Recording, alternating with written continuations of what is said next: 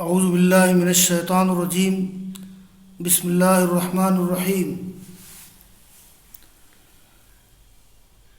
یوم یجمع اللہ الرسل فیقول ماذا اجبتم قالوا لا علم لنا انک انت علام الغیوب اذ قال اللہ یا عیسی ابن مریم اذکر نعمتی علیک وعلی والدتک اذ ایدتک بروح القدس تکلم الناس فی المہد وکہلا وَإِذْ عَلَّمْتُكَ الْكِتَابَ وَالْحِكْمَةَ وَالتَّوْرَاةَ وَالْإِنْجِيلَ وَإِذْ تَخْلُقُ مِنَ الطِّينِ كَهَيْئَةِ الطَّيْرِ بِإِذْنِي فَتَنفُخُ فِيهَا فَتَكُونُ طَيْرًا بِإِذْنِي وَتُبْرِئُ الْأَكْمَهَ وَالْأَبْرَصَ بِإِذْنِي وَإِذْ تُخْرِجُ الْمَوْتَى بِإِذْنِي وَإِذْ كَفَفْتُ بَنِي إِسْرَائِيلَ عَنْكَ إِذْ جِئْتَهُم بِالْبَيِّنَاتِ فَقَالَ الَّذِينَ كَفَرُوا مِنْهُمْ إِنْ هَذَا إِلَّا سِحْرٌ مُبِينٌ وَإِذْ أَوْحَيْتُ إِلَى الْحَوَارِيِّينَ أَنْ آمِنُوا بِي وَبِرَسُولِي قَالُوا آمَنَّا وَاشْهَدْ بِأَنَّنَا مُسْلِمُونَ۔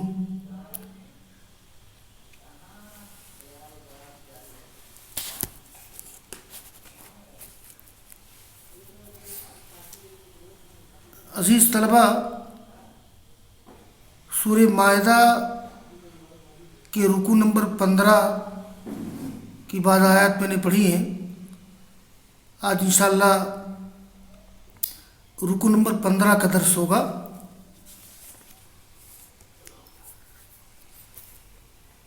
میں بعض مشکل الفاظ کو پہلے حل کر دیتا ہوں۔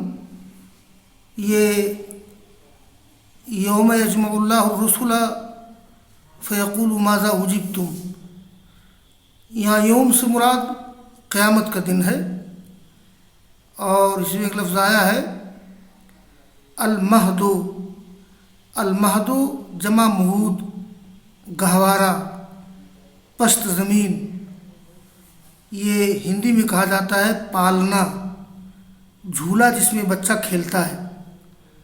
اور کہلن، کہل جمع کہول، کہل کہتے ہیں ادھیڑ عمر والا، 30 سے 50 سال کے درمیان۔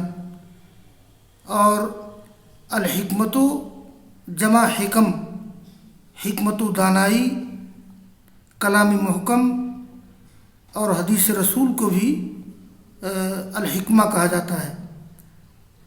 اس میں ایک لفظ آیا ہے ہیئتن، جمع ہیئات، ڈھانچہ، شکل و صورت۔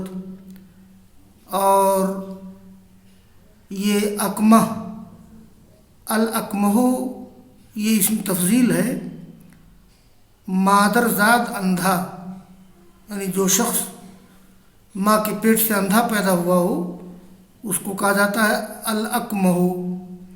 یہ کمہا یکمہ کمہن، اندھا ہونا یا اندھا پیدا ہونا۔ اصل میں اعمیٰ تو عام ہے، آدمی بعد میں اندھا ہو جائے تو اس کو اعمیٰ کہیں گے۔ اگر کوئی شخص ماں کے پیٹ ہی سے اندھا پیدا ہو تو اس کو اکمہ کہیں گے، مادر زاد اندھا۔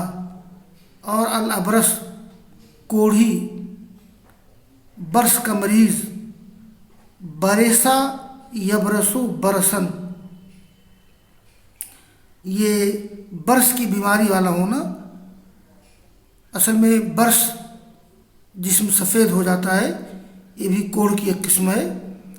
اور یہ تخرج الموتى، یہ تخرج بمعنی تحیی ہے، تخرج الموتى اے تحیی الموتى، الموتى واحد میت۔ یہ میں اس کا ترجمہ کر دوں تفصیل کے ساتھ۔ جس دن اللہ تعالیٰ اکٹھا کرے گا رسولوں کو اور کہے گا ماذا اجبتم، تمہیں کیا جواب دیا گیا، یعنی تم لوگوں نے دین کی دعوت پیش کی تو تمہاری قوم نے کیا جواب دیا، تو قیامت کے میدان میں انبیاء کیا کہیں گے؟ لا علم لنا، ہمیں علم نہیں، انک انت علام الغیوب، تو ہی غیب کی باتوں کو اچھی طرح جاننے والا ہے۔ یہ مختلف قوموں نے انبیاء کے ساتھ جو سلوک کیا اس کا علم انہیں ضرور ہوگا، پھر وہ علم کی نفی کیوں کریں گے؟ انبیاء کیوں کہیں گے کہ لا علم لنا، ہمیں علم نہیں؟ اس لیے کہ ہر نبی کے ساتھ جو سلوک کیا تھا ان کی قوم کے لوگوں نے، ہر نبی کو معلوم ہوگا، تو یہاں کیوں نفی کریں گے؟ تو اس کے 3 جواب ہیں، اس کی 3 توجیہ ہے۔ پہلا جواب یہ کہ میدان محشر کی ہولناکی اور اللہ تعالیٰ کی عظمت و ہیبت کی وجہ سے نفی کریں گے، گھبرا جائیں گے۔ میدان محشر کی ہولناکی، اللہ تعالیٰ کے روب و جلال اور اس کی عظمت و ہیبت کی وجہ سے گھبرا جائیں گے انبیاء، تب کہیں گے لا علم لنا۔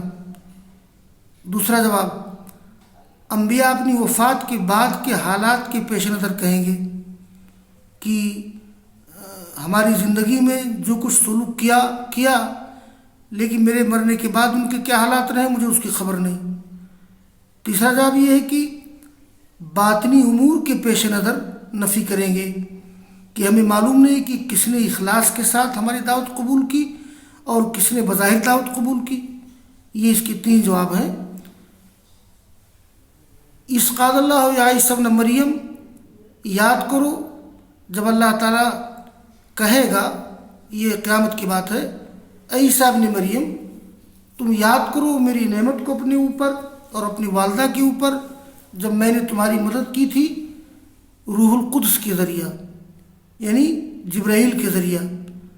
تم لوگوں سے بات کر رہے تھے گہوارہ میں بھی اور کہولت کی حالت میں بھی، جب تمہاری عمر لمبی ہو گئی تھی، اور جب میں نے تم کو تعلیم دی، سکھائی تم کو کتاب، حکمت، تورات اور انجیل۔ دیکھیے عیسیٰ علیہ السلام کو جس کتاب کی تعلیم دی گئی تھی وہ انجیل ہے جس کا ذکر آگے آ رہا ہے، اور حکمت عقل و دانائی کی بات، اور ہر پیغمبر جو بعد میں آتا ہے وہ گزشتہ قوموں کی کتاب کا بھی علم اس کو ہوتا ہے اللہ تعالیٰ کے بتانے کے ذریعہ۔ اور یاد کرو جب تم بنا رہے تھے مٹی سے چڑیے کے ڈھانچے کی طرح، میری اجازت سے، میرے حکم سے تم اس پہ پھونک مار رہے تھے تو وہ چڑیا بن جاتا تھا وہ ڈھانچہ میرے حکم سے، اور تم اچھا کرتے تھے مادرزاد اور کوڑھی کو میرے حکم سے، اور جب تم مردوں کو زندہ کرتے تھے میرے حکم سے۔ اور یاد کرو جب میں نے بچایا، یہ کفر میں نے بچانا، جب میں نے بچایا، جب میں نے روک دیا بنو اسرائیل کو تم سے، یعنی تم کو سولی نہیں دے سکے، تم کو قتل نہیں کر سکے، بلکہ میں نے تم کو آسمان پہ اٹھا لیا۔ جب تم ان کے پاس دلائل لائے تو کہا ان لوگوں نے، جن لوگوں نے کفر کیا، ان ھذا الا سحر مبین، یہ تو کھلا ہوا جادو ہے۔ وَإِذْ أَوْحَيْتُ إِلَى الْحَوَارِيِّينَ أَنْ آمِنُوا بِي وَبِرَسُولِي قَالُوا آمَنَّا وَشَهِدْنَا بِأَنَّا مُسْلِمُونَ۔ یہ حواریین حالت جر میں ہے اور حواریون حالت رفع میں ہے۔ واحد حواری کہتے ہیں مخلص دوست کو، مخلص ساتھی کو، اس کا ذکر پہلے بھی آ چکا ہے۔ اور جب میں نے وحی کی حواریوں کی طرف کہ تم ایمان لاؤ میرے اوپر اور میرے رسول پر، تو ان لوگوں نے کہا تھا ہم ایمان لائے ہیں اور تو گواہ بن جا کہ ہم مسلمان ہیں۔ اس قال الحواریون یا عیسی ابن مریم هل يستطيع ربك ان ينزل علينا مائدة من السماء قال اتقوا الله ان كنتم مؤمنين قالوا نريد ان ناكل منها وتطمئن قلوبنا ونعلم ان قد صدقتنا ونكون عليه من الشاهدين۔ یہاں حواریوں کے ایک مطالبے کا ذکر کیا جا رہا ہے۔ حواریوں نے درخواست کی تھی عیسیٰ علیہ السلام سے کہ اللہ نے آپ کی بہت سی نشانیاں دی ہیں، ایک نشانی اور ظاہر کر دو، اور وہ یہ ہے کہ آسمان سے دسترخوان، اللہ سے درخواست کرو کہ آسمان سے دسترخوان آ جائے جس پر کھانا لگا ہوا ہو۔ ہاں یہ دیکھیے، یہ یہاں جو مائدہ ہے تو مائدہ کا اصل معنی ہے سینی یا ٹرے وغیرہ جس میں کھانا لگا ہوا ہو، پھر اس کا ترجمہ دسترخوان کیا گیا جس پر کھانا چنا گیا ہو، تو اس کو مائدہ کہتے ہیں۔ یہ دیکھیے عیسیٰ علیہ السلام کو اللہ تعالیٰ نے جو معجزات دیے تھے، یقیناً یہ بظاہر وہ جادو لگ رہا تھا یا اس کی حیثیت طب و حکمت کی تھی۔ میں اس کا تذکرہ کسی دن کروں گا کہ انبیاء کرام کو اللہ تعالیٰ نے معجزات ان کے زمانے کے لحاظ سے دیے تھے۔ تو دیکھیے، یہ جب کہا عیسیٰ علیہ السلام کے مخلص ساتھیوں نے، اے عیسیٰ ابن مریم، کیا تمہارا رب اتار سکتا ہے ہمارے اوپر آسمان سے دسترخوان جس پہ کھانا لگا ہوا ہو؟ تو عیسیٰ علیہ السلام نے کہا کہ اللہ سے ڈرو اگر تم مومن ہو۔ تو لوگوں نے کہا کہ ہم چاہتے یہ ہیں کہ اس سے کھائیں، ہمارے دل مطمئن ہو جائیں، وہ نعلم، اور ہم جان جائیں کہ تو نے واقعی ہم سے سچ کہا ہے، تم سچے پیغمبر ہو، اور ہم اس پر گواہی دینے والے ہو جائیں۔ یہ قال عیسی ابن مریم اللہم ربنا انزل علینا مائدۃ من السماء تکون لنا عیدا لاولنا وآخرنا وآیۃ منک وارزقنا وانت خیر الرازقین قال اللہ انی منزلہ علیکم فمن یکفر بعد منکم فإنی اعذبہ عذابا لا اعذبہ احدا من العالمین۔ یہ اس میں ایک لفظ آیا ہے عید، عید کی جمع اعیاد ہے، خوشی کا سبب، خوشی کا دن۔ یہ عید اصل میں یودن، اس لیے کہ اس کا مادہ ہے عین واو دال، تو عیدن اصل میں کیا ہے؟ یودن۔ عود مانے لوٹنے کے ہوتے ہیں، چونکہ عید کا دن ہمیشہ لوٹ کے آتا ہے اس لیے اس کو عید کہتے ہیں۔ تو اصل میں یودن ہے، صرفی قاعدے کے مطابق اس کی جمع آباد ہونا چاہیے، مگر وود بمعنی لکڑی و ٹہنی، اس کی جمع آباد آتی ہے، تو فرق کرنے کے لیے عید کی جمع آیات ہے۔ یہ طلبہ کو یہ لغوی فرق سمجھنا چاہیے کہ عید اصل میں یودن ہے، اس کی جمع آباد آنی چاہیے، اس لیے کہ جمع میں اصل لفظ کے حروف لوٹ آتے ہیں، لیکن چونکہ وودن کی جمع آباد آتی ہے اور وود مانے لکڑی کے ہوتے ہیں، تو عود کی جمع میں اور عید کی جمع میں فرق کرنے کے لیے عید کی جمع آیات اور عود کی جمع آباد۔ تو جب کہا عیسیٰ ابن مریم نے کہ اے اللہ تو ہم پر دسترخوان اتار دے آسمان سے، تکون لنا عیدن، جو ہمارے لیے عید بن جائے، خوشی کا سبب بن جائے، ہمارے پہلے لوگوں کے لیے اور بعد کے لوگوں کے لیے، اور تیری طرف سے نشانی ہو، ورزقنا وانت خیر الرازقین، اور تو ہم کو روزی دے، تو بہترین روزی دینے والا ہے۔ تو اللہ نے فرمایا انی منزلہ علیکم، میں اس دسترخوان کو تم پر نازل کرنے والا ہوں، ضرور نازل کروں گا، فمن یکفر بعد، لیکن تم میں سے اس کے بعد جو کفر کرے گا، یعنی دسترخوان نازل ہونے کے بعد ضروری ہے کہ سب ایمان لے آئیں۔ اگر کسی نے آنا کانی کی، تردد کیا، کفر کیا، تو میں اس کو ایسا عذاب دوں گا کہ نہیں عذاب دوں گا دنیا والوں میں سے کسی کو۔ یہ یہاں ایک سوال یہ پیدا ہوتا ہے کہ یہ انی منزلہ علیکم، یہ مائدہ یا دسترخوان آسمان سے اترا یا نہیں، اس کے بارے میں کچھ صحیح مرفوع حدیث نہیں ہے، مگر مفسرین کی دو رائے ہیں بعض آثار کی بنیاد پر۔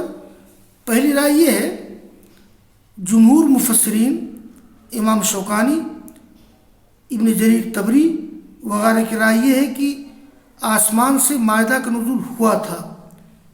ان کا استدلال مذکورہ جملہ سے ہے کہ انی منزلہ علیکم، جو یقینی وعدہ کے معنی میں ہے۔ تو جمہور مفسرین علامہ شوکانی، ابن جریر طبری وغیرہ کی رائے کہ دسترخوان اترا تھا۔ بعض مفسرین جیسے امام ابن کثیر وغیرہ کی رائے یہ ہے کہ مائدہ کا نزول نہیں ہوا، اس لیے کہ وعد الہی مشروط تھا۔ شرط سن کر حواریوں نے کہا کہ ہمیں اس کی ضرورت نہیں۔ اس کی تائید مجاہد اور حسن بصری کے آثار سے ہوتی ہے، پھر اس کے نزول کا ذکر انجیل وغیرہ میں بھی نہیں ہے۔ بہرحال مفسرین کی دو رائے ہیں۔ جمہور کی رائے یہ ہے کہ دسترخوان اترا تھا، مائدہ اترا تھا، اور یہی رجحان ہے امام شوکانی، ابن جریر طبری وغیرہ کا۔ اور بعض مفسرین جیسے ابن کثیر، امام ابن کثیر کی رائے ہے کہ دسترخوان کا نزول نہیں ہوا تھا، اس لیے کہ دسترخوان کا نزول مشروط تھا ایک شرط کے ساتھ۔ حواریوں نے اس شرط کو سن کر کہا کہ نہیں، ہمیں ضرورت نہیں ہے۔ اور مجاہد اور حسن بصری کے آثار سے بھی معلوم ہوتا ہے کہ دسترخوان کا نزول نہیں ہوا ہے، اور اگر دسترخوان کا نزول ہوا ہوتا تو انجیل میں اس کا تذکرہ ضرور ہوتا۔ ان دونوں رائےوں میں یہ دوسری رائے راجح ہے۔ ضروری نہیں کہ جمہور کی رائے کسی مسئلہ میں جمہور کی رائے کا درست ہونا یا راجح ہونا ضروری نہیں ہے، تو اس بارے میں راجح رائے امام ابن کثیر وغیرہ کی ہے کہ دسترخوان کا نزول نہیں ہوا تھا۔ اور ایک آخری آیت ہے، یہ رکوع ختم ہو گیا ہے، بس اس کے بعد سورہ مائدہ کا یہ آخری رکوع باقی رہ گیا ہے، اور انشاءاللہ پھر اس آخری رکوع کے بعد پھر سورہ انعام چھوڑ کر کے سورہ اعراف کا درس ہوگا، اور اس پر تفسیر کا درس مکمل ہوگا انشاءاللہ۔ وآخر دعوانا ان الحمد للہ رب العالمین۔